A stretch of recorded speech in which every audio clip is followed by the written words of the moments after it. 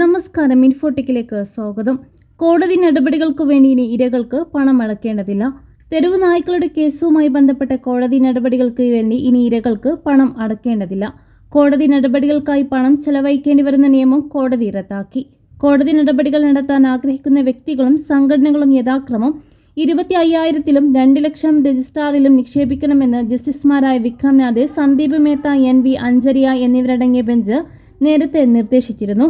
എന്നാൽ നായ്ക്കളുടെ ആക്രമണത്തിന് ഇരയായവർക്ക് ഈ നിയമം ബാധകമല്ലെന്ന് കോടതി വ്യക്തമാക്കി. രാജ്യത്തുടനീളം 2023 മൃഗജനന നിയന്ത്രണ നിയമങ്ങൾ നടപ്പിലാക്കുന്നത് സംബന്ധിച്ച് വിഷയങ്ങളിൽ വാദം കേൾക്കുകയായിരുന്നു സുപ്രീം കോടതി. അതേസമയം ഡൽഹി, തെലങ്കാന, പശ്ചിമ ബംഗാൾ എന്നിവിടങ്ങളിൽ നിന്നുള്ളവർ ഒഴികെയുള്ള എല്ലാ ചീഫ് സെക്രട്ടറിമാരും കോടതിയിൽ ഹാജരായി അനുസരണ സത്യവാങ്മൂലം സമർപ്പിച്ചു. ദാദ്ര, നാഗർ ഹവേലി, ദാമൻ ദിയു എന്നീ കേന്ദ്രഭരണ പ്രദേശങ്ങൾ ഒഴികെയുള്ള എല്ലാ സംസ്ഥാനങ്ങളും കേന്ദ്രഭരണ പ്രദേശങ്ങളും അനുസരണ സത്യവാങ്മൂലം സമർപ്പിച്ചിട്ടുണ്ടെന്ന് കോടതി രേഖപ്പെടുത്തി. എല്ലാ സത്യവാങ്മൂലങ്ങളും കോടതി ശ്രദ്ധാപൂർവം പരിശോധിച്ച് കൂടുതൽ നിർദ്ദേശങ്ങൾ നൽകണമെന്നും ജസ്റ്റിസ് നാഥ് അറിയിച്ചു.